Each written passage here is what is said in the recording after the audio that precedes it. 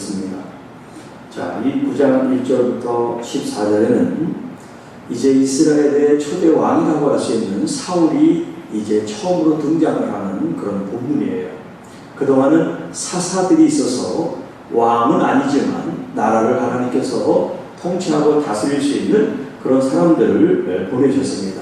그 마지막 이제 사사라고 할 수 있는 사람이 뭐냐면 이 성경책 사무엘상하를 쓴 이 사무엘이라고 하는 사람이 이제 마지막 사사예요. 물론 그 아들들도 사사를 했지만 그들은 이름이 나오지 않으니까 이름이 있는 그런 사람으로 얘기하면 이 사무엘이 마지막 사사고 그 다음에 이제 왕이 사울로서 시작을 하는 그 이제 과도기라고 할 수 있습니다.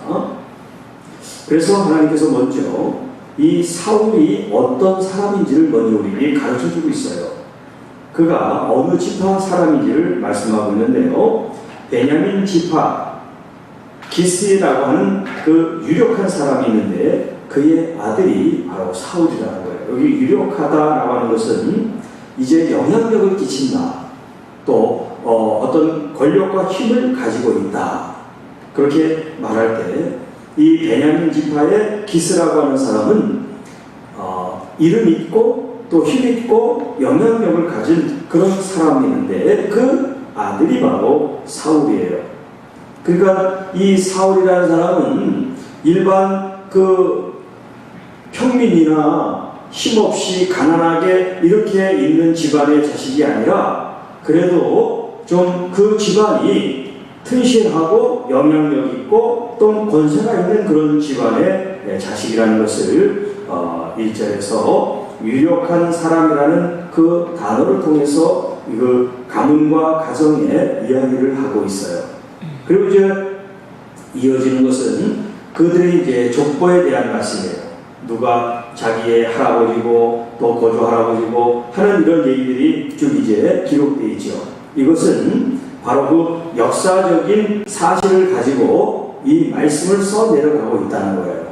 그 육신의 혈통, 이 족보를 유대인들은 굉장히 중요하게 여기기 때문에 지금 이 1절에 기스라고 하는 이 사람의 아들에 대한 이야기인데 그 할아버지, 그 조상들에 대한 이야기부터 쭉 내려오고 있습니다. 자, 2절 기스에게 아들이 있으니 그의 이름은 사울이요 준수한 소년이라. 이스라엘 자손 중에 그보다 더 준수한 자가 없고 키는 모든 백성보다 어깨 위만큼 더 컸더라. 여기 준수하다고 하는 말이 히브리 말로 토브라고 하는 말이에요. 토브. 제가 이제 토브라는 말을 이제 많이 써서 여러분들이 잘 알지만 토브는 좋다 그런 말이에요. 좋다. 영어로 good. 하나님께서 창조하시고 보시기에 심히 좋았다라고 할 때 좋다 할 때가 바로 이 토브를 쓰는 거예요. 그러니까 준수한 소년이다. 하나님께나 사람들에게 보기에 참 좋은 그런 성품과 기질과 그런 사람이 바로 이 사울이라고 하는 거예요. 그런 뜻으로 준수하다 그렇게 표현하고 있습니다. 자, 집안도 좋죠. 또 키도 사람들보다 어깨 위나 더 크다 그러니까는 다른 사람보다 훨씬 더 골격이나 체격이 좋은 거죠. 그리고 준수합니다. 이건 성품이나 내면이나 성격이나 이런 모습에서도 나무랄 데가 없는 거예요. 토부, 좋다. 어떻게 보면 신랑감으로 찾으면 1등 신랑감이에요. 그렇게 하나님께서 이 사울을 귀하게 여기시고 그 사울을 통해서 이제 이 이스라엘이라는 나라의 왕의 시작을 하나님께서 그와 함께 하기를 원하시는 것을 말씀하고 있습니다. 자, 3절 이하에는 이제 기스, 사울의 아버지가 이 사울에게 심부름을 시키는 이야기가 나와요. 자, 어떤 심부름이냐 이 본문을 한번 읽었습니다만 이제 그 집에 키우고 있는 그 암나귀를 잃어버린 거예요. 그래서 그 아들과 사환을 이제 시켜서 그 잃어버린 암나귀를 찾으라고 말씀합니다. 자, 그런데 지금 여러 곳을 두루 다녀보지만 찾지를 못해요.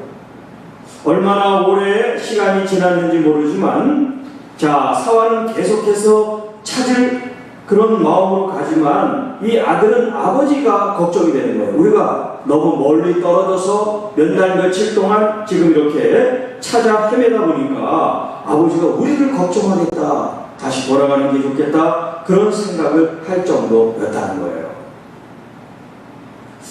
자, 찾아도 찾지 못했어요. 누가 숨긴 걸까요? 누가 숨긴 걸까요? 하나님께서 숨긴 거죠. 하나님께서 찾지 못하게 하실 거예요. 왜냐하면 이 찾지 못함을 통해서 사무엘이라고 하는 하나님의 사람을 사울이 만나게 하시는 장면이에요. 그러니까 우리가 때로는 어떤 일을 도모하고 계획하고 준비해서 막 잘하려고 그러는데 안 되잖아요. 그것도 하나님의 숨겨진 뜻이 담겨 있는 거예요. 여러분, 우리가 그걸 찾아내야지 안 된다고 해서 포기하거나 또 자기가 생각하는 대로 안 됐다고 해서 하나님이 안 계신 것처럼, 하나님이 자기를 돕지 않은 것처럼 생각하면 안 되는 거예요. 여기 지금 암나귀를 만난 게 좋아요? 사무엘을 만난 게 좋아요? 그렇죠. 세상 사람들은 아마 암나귀를 찾은 게 더 좋아할 거야. 사무엘 나하고 무슨 상관이 있어? 이렇게 생각하겠죠. 그러나 믿음의 사람은 암나귀가 문제가 아니에요. 하나님의 사람 사무엘을 만나야죠. 하나님이 계획한 건데, 하나님이 준비하고 예비한 건데 그걸 만나야 되잖아요. 그런데 많은 사람들이 사무엘을 못 알아봐요. 하나님이 준비하고 예비한 것을 취해야 되는데 그것을 찾지를 못하는 거예요. 이 세상에 필요한 거에 급급해가지고 내 암나귀가 어디 있나 여기저기 사람들한테 물어보면서 하나님께 물을 걸 사람들에게 물으니까 길이 열릴 수가 있겠습니까? 하나님께서 닫아놓은 걸 아무리 우리가 두드린다고 해서 열릴 수가 있겠어요? 그러더니 믿음의 사람은 하나님께 나와야 돼요. 하나님께 질문을 하고 하나님께 기도를 하고 하나님께 여쭤보고 하나님의 뜻을 구해야 하나님 앞에 쓰임받을 수가 있고 길이 열리게 되고 하나님의 풍성한 은혜를 채워주실 줄 믿습니다. 우리가 신앙생활 하면서 내 뜻대로만 되면 얼마나 좋겠어요. 오히려 아마 우리 뜻보다는 그렇지 않은 게 더 우리의 삶 속에 더 많이 일어날 거예요.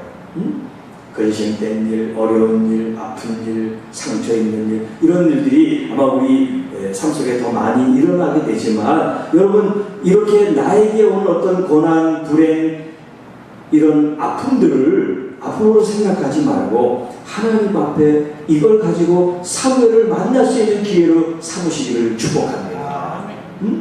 하나님은 지금 사무엘을 예비해 두고 계신데 그 사무엘을 만나야 해결이 되는데, 만나면 평민이 아니라 이제 왕이 되는데, 우리 이 땅에서 삶이 완전히 바뀌어서 하나님 나라의 사람으로 바뀌게 되는데, 여러분들과 하나님을 찾아야죠. 하나님을 만나야죠. 하나님께 더 우리의 의지와 마음을 드리게 되기를 축복합니다. 그래서 찾아도 안 되고 힘들고 어렵다. 그러면 그럴수록 어떻게 해야 돼? 더 하나님께서 집중해야 돼요. 열심히 내가 잘 못 찾았나 보다 하고 세상적으로 더 열과 성을 내지 말고 하나님 앞에 더 깊이 하나님께 나오시기를 축복합니다. 자, 그랬더니 이제 그 사환이 이런 얘기를 해요. 6절에 보니까 그 사환이 대답하여 보소서, 이 성읍에 하나님의 사람이 있는데 존경을 받는 사람이다. 그가 말하는 것은 반드시 다 응하나니 그리로 가시지요 라고 말합니다. 자, 그가 혹 우리가 갈 길을 가르쳐 줄까 합니다. 이 지금 사환이 사울에게 그 주인집 그 도령님에게 지금 얘기를 하고 있는 거예요. 하나님의 사람이 이 동네에 산다고 하니 우리가 그분에게 가서 암나기가 어딘지 여쭤보십시다. 이렇게 차라 헤매지 말고. 자, 그러니까 이 사환, 이 머슴, 이 종 때문에 사울은 사멸을 만납니다. 그러니까 종도, 직원도, 내가 부리는 사람도 잘 들어야 돼요. 나를 잘못된 길로 점칩시다. 용한 사람들이 그래 저만 점쳐가지고 어려운 일 한번 극복하고 그렇게 해서 점치는 주인이 있을 수 있잖아요. 그런데 이 사환은 하나님의 사람이 이 도시에 있다니까 우리가 그 사람을 만나보십시다. 그렇게 얘기를 하고 있는 거예요. 얼마나 하나님이 기뻐하신 종이에요. 주인을 믿음의 길로 잘 이끌 수 있다는 게 얼마나 중요합니까? 제가 지난 시간에 하나님 나라의 주연과 조연에 대한 말씀을 했는데 여기 이 사환은 영락없는 조연이죠. 주인 아들이 계신데 그 아들이 주연이죠. 자기는 조연이지만 그러나 이 사환 조연이지만 조연으로서의 사명을 다한 거예요. 자, 주인 아들이 아버지가 걱정하시니까 돌아가자. 네, 돌아갑시다. 아니 찾는 거 힘들잖아요. 빨리 가서 집에서 씻고 자는 게 낫지. 그럴 수 있는데 이 사람은 그렇지 않았단 말이에요. 주인 어른이 찾으라는 것을 찾고 가야지. 그런 마음 때문에. 그리고 어떻게 하면 빨리 잘 찾을 수 있을까 그걸 생각한 거예요. 무턱대고 그냥 몸으로 떼어서 여기다 가서 그런 게 아니야. 머리를 쓴 거예요. 생각을 한 거예요. 이게 지혜죠. 그러니까 우리가 파트너 혹은 같이 일하는 사람들이 지혜로운 사람을 만나야 돼요. 우둔한 사람을 만나면 같이 피곤하고 힘들어지고 성과가 없어져야 돼요. 그러나 지혜로운 사람을 만나면 그 지혜의 덕을 보게 돼 있어요. 그런데 이 지혜가 믿음으로 서 있는 지혜라면 으뜸이죠. 믿음이 있고 지혜가 있으면. 그래서 초대교회 일곱 집사를 뽑을 때 지혜가 있고 믿음이 있고 성령 충만한 사람을 뽑은 거예요. 여러분 하나님의 나라 교회도 마찬가지예요. 지혜가 있어야 돼요. 고집만 세면 안 돼요. 고집 세면 파이야. 세상적으로 말하는 부인인데. 네. 자, 이 사람이 조연이지만 주연 같은 역할을 해요. 하나님의 사람이 여기 있으니 그냥 있다는 정보만 얘기를 하는 게 아니에요. 그 존경을 받고 그 다음에 그분이 말하면 다 응답된다는 이렇게 자세하게 잘 정보도 정확한 정보 자세한 정보를 가지고 주인에게 얘기해서 설득을 할 수 있게끔. 여기 하나님의 사람이 있대요. 그러니까 누군데? 뭐는 그건 땡이야. 에이? 나도 그러면 가자. 이렇게 됐는데 그 사람에 대해서 뭔가 자세하게 얘기를 하잖아. 이렇게. 그러니까 거기에 내 마음이 쏠려서 그러자. 이렇게 됐단 말이에요. 자, 7절. 사울이 그의 사환에게 이르되 우리가 가면 그 사람에게 무엇을 드리겠느냐? 우리 주머니에 먹을 것이 다였으니 하나님의 사람에게 드릴 예물이 없구나. 너에게 무엇이 있느냐라고 묻습니다. 자, 사환은 그 하나님의 사람을 만난다는 생각을 한 거예요. 그래서 문제를 해결하는 데는 지혜로웠어요. 이 사람은 조연이에요. 주연의 생각을 해야 돼요. 그건 뭐냐? 그분을 만나긴 만나는데 어떻게 그냥 물어볼 수가 있느냐? 그분에 대한 이해를 갖춰야지. 이게 바로 사환의 지혜와 이 사울의 지혜가 다른 거예요. 똑같이 그냥 덜레덜레해서 가는 게 아니라 그분을 만났을 때 그냥 도움을 청하는 것이 아니라 도움을 청하는 사람으로서 뭔가 그분에게 예물을 드리고 예의를 갖추고 그리고 성의를 표해서 그분으로부터 호의를 받는 이 마음은 주연의 마음이 아니에요. 사환의 마음이 아니에요. 이것은 주인의 마음이에요. 주인공의 마음이에요.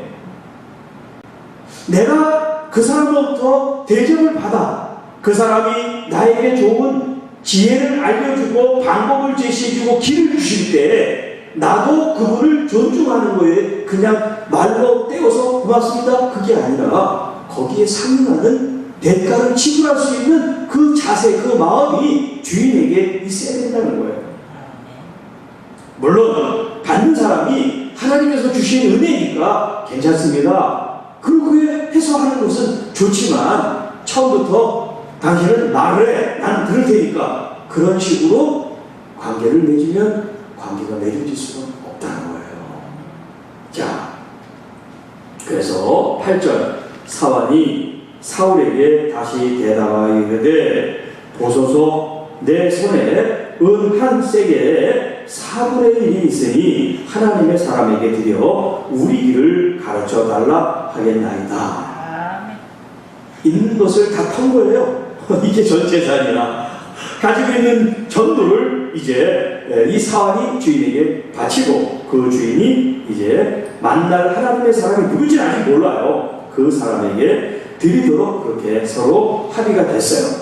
자, 이제 그 길을 이제 가야 되는데 여기가 이 도시에 있다는 얘기를 들었지 그분이 어디 있다는 걸 구체적으로 몰라요. 그러니까 누군가에게 또 이제 도움을 청해야 됩니다. 자, 그러기 전에 이제 9절에 설명이 나와요. 9절 가로가 쳐 있습니다. 9절은 옛적 이스라엘의 사람이 하나님께 가서 물으려 하면 말하기를 선견자에게로 가자 하였으니, 자, 하나님은 보이지 않는 하나님인데 그 하나님께 우리가 질문을 한다고 직접 듣지 못하니까 하나님께서 보내신 하나님의 선견자, 하나님의 종에게, 하나님의 사람에게 가서 물을 때 이 사람이 하나님께 여쭐 때 하나님이 그를 통해서 말씀하시잖아요. 지금 그 얘기를 하는 거예요. 그래서 선견자라고 하는 것은 미리 본다는 뜻이에요. 선견. 그리고 선지자할 때 선지는 미리 안다 그 말이에요. 자, 정확하게는 선견자와 선지자가 달라요. 하나님께서 똑같이 역사하는 하나님의 사람인 건 맞지만 하나는 보는 사람이고 하나는 듣는 사람이에요. 보는 거하고 듣는 거하고 좀 다르죠. 그러니까 기능이 좀 다른 거예요. 하나님의 말씀을 받는 건 똑같지만, 그런데 옛날에는 이 선견자, 선지자 구별을 하지 않고 선견자라고 불렀다라는 설명을 붙인 겁니다. 자, 10절 사울이 그의 사환에게 이르되 내 말이 옳다 가자 하고 그들이 하나님의 사람이 있는 성부로 가니라. 여러분, 하나님의 사람을 만나기 위해서는 하나님의 사람이 있는 곳으로 가야 될 거 아니에요. 우리가 하나님을 만나려면 하나님이 계신 곳을 많이 가야 될 거 아니에요. 우리가 무언가를 하려면 거기에 가서 일을 해야지 가지 않고 할 수가 없는 것이잖아요. 그래서 그 두 사람이 하나님의 사람이 있는 성을 향하여 지금 출발을 가고 있습니다. 이미 여기서부터 하나님의 역사가 이제 시작되는 거예요. 아무리 서로 주고받습니다. 사환이 이렇게 얘기해요. 또 주인이 이렇게 받습니다. 서로 아무리 이야기하고 결론해가지고 집에 가자. 그러면 이제까지 얘기할 게 아무 소용이 없어. 그러나 이 얘기의 결말이 뭡니까? 네, 좋습니다. 그러면 하나님의 사람이 있는 곳에 가십시다. 이렇게 결말이 나와야 된단 말이에요. 자, 11절부터 이제 그 성으로 가는 이야기가 이제 나오죠. 그들이 성을 향한 비탈길로 올라가다가 물 기르러 나오는 소녀들을 만나. 자, 우리가 이제 이 구약 성경을 보면 공통적인 게 뭐냐면 물 기르러 나온 사람들이 여자들이라는 거. 그래서 아브라함이 자기 아들 이삭의 부인을 자기 고향으로 보냈을 때도 리브가를 원문가에서 만났단 말이에요.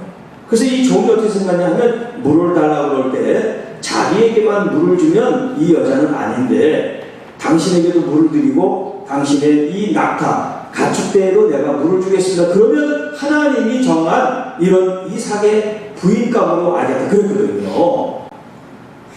이 중동 지역에서는 남자들이 일하지 않고 여자들이 일을 많이 했어요. 그래서 일부 다처제가 있는 게 뭐냐면 남자들이 여자를 일꾼으로 많이 이렇게 부리는 그런 의미로서 여자들을 부인으로 많이 두고 또 부인을 통해서 자식을 많이 두는 거예요. 옛날에는 이 사람이 직접 노동을 해야 되기 때문에. 자, 여기도 보니까 소녀들이 처녀들이 지금 물을 길러 나온 이야기가 있죠. 그래서 그들에게 묻습니다. 이 동네에 이제 하나님의 사람이 있다는 얘기를 들었으니까 그들에게 하나님의 사람이 어디 있습니까? 이렇게 묻지 않고 선견자가 어디 있습니까? 라고 물었다는 거예요. 이게 그때 내려오는 방식이라는 거예요. 자, 그들이 대답하여 이르되 자, 있습니다. 보십시오. 그가 당신들보다 앞서갔으니 빨리 쫓아가면 그를 만날 것입니다. 라는 이야기를 해줍니다. 백성이 오늘 산당에서 제사를 드리므로 그가 오늘 성읍에 들어오셨습니다. 자, 여기 지금 사울과 사환이 이 성읍에 들어온 날이 어떤 날이냐면 이 사무엘이 마치 와서 제사를 주재하는 그 날에 지금 이 도시에 도착한 거예요. 자, 이게 우연이에요? 아까 양들이 찾지 못하다 그랬잖아요. 암나귀들을 찾지 못했다 그랬는데 왜 찾지 못했다 그랬어요? 하나님이 숨겼다 그랬죠. 왜냐하면 그걸 찾으면 집으로 가야 되는데 그걸 못 찾았기 때문에 지금 어디 왔냐면 사무엘을 만나는 이 도시에 지금 왔단 말이에요. 그런데 이 도시에서 지금 어떤 일이 일어나냐면 이 사무엘이 하나님 앞에 제사를 드리고 지금 그 일을 관장하는 그 찰나에 그 순간에 지금 이 사울이 그 이야기를 듣고 만나는 그 시점을 말하는 거예요. 그러니까 하나님께서 이렇게 시간과 장소와 상황을 만드시단 말이에요. 지금 이 사울과 사울은 아무것도 모르죠. 아버지가 암나귀를 찾아라 하니까 찾아서 지금 여기저기 와가지고 여기까지 왔단 말이에요. 그리고 앞으로 어떤 일이 전개될지 알아요, 몰라? 아무도 몰라요. 사무엘도 마찬가지고 또 이 지금 물길로 온 소녀들은 아니 나한테 말한 이 사람이 왕이 될 줄 알았어? 몰랐잖아. 나중에라도 말이죠. 참 친절하게 어떤 소녀가 길을 잘 안내해서 내가 왕이 됐는데 야, 그 처녀에게 너 사명을 좀 내려라. 그러면 팽지하는 거 아니겠어요? 성경에는 그런 게 없지만 예를 들면 제가 지금 무슨 얘기를 하냐면 자, 여기 나온 사람들은 전혀 몰라요. 무슨 일이 일어나는지. 그걸 하나님은 다 알고 그걸 지금 연출하고 계시다는 거예요. 본인들은 몰라. 지금 자기들이 역할을 하고 있지만 무슨 일인지 몰라. 그런데 하나님은 다 아시고 계시다. 오늘 우리의 삶도 마찬가지라는 거예요. 지금 남북 연락 사무소가 폭파하니 어디가니 지금 이런 일들이 일어나는데 사실 우리가 한치 앞은 모르는 거예요. 국가와 국가 대항으로 전 세계의 어떤 그런 이런 지형이나 정세 이런 것들을 우리가 뭐 지금 어떻게 다 알겠어요. 또 교회 안에서 일어나는 일, 여러분 가정에서 일어나는 일, 우리는 모르지만 알지 못해도 하나님의 놀라운 섭리와 역사가 있다고 하는 걸 우리가 믿는 거예요. 거기서 사환도 만나고 거기서 이 소녀도 만나고 거기서 사무엘도 만나고 어떤 사람을 만나도 하나님이 하시는 일이라고 하는 그런 마음만 가지면 여러분 우리 마음을 하나님 앞에 평안하게 드릴 수가 있어요. 근데 모든 게 불안해. 코로나도 불안해. 북한도 불안해. 또 여러 가지 같은 경제적인 상황도 불안해. 모든 게 다 불안, 걱정, 염려. 이러면 신앙생활 못해요. 여러분, 우리가 한치 앞을 모르는 그런 풍전등화 같은 어려움이 있다 할지라도 하나님을 온전히 믿으면 하나님께서 이렇게 하나님의 섭리와 은혜로 이끄실 줄로 믿습니다. 그러니까 우리가 염려하고 걱정하지 말고 하나님을 더 찾는 그런 하나님을 더 간절히 의지하는 마음이 있기를 축복합니다. 그런 마음을 부어주세요.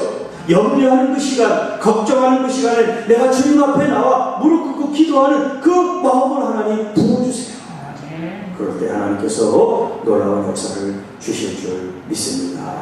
자, 13절. 당신들이 서국으로 들어가면 그가 먹으러 산당에 올라가기 전에 곧 만나게 될 것입니다. 그가 오기 전에는 백성들이 먹지 못하게 되어 있으니까, 자, 당신이 제물을 이제 사무엘이 그 하나님의 사람 선견자가 그 제물을 축사하는, 여기 이제 이 축사가 화목 제사를 말합니다. 화목 제사를 드리고 그 제물을 서로 이제 나누는 장면이에요. 축사한 후에야 청함을 받은 사람이 먹을 수가 있게 되어 있습니다. 자, 그러므로 지금 올라가시면 그를 만날 겁니다. 자, 하나님께서 이렇게 시간과 시점과 상황과 배경을 정말 적절하게 아주 기가 막히게 만들어 놓으셨단 말이에요.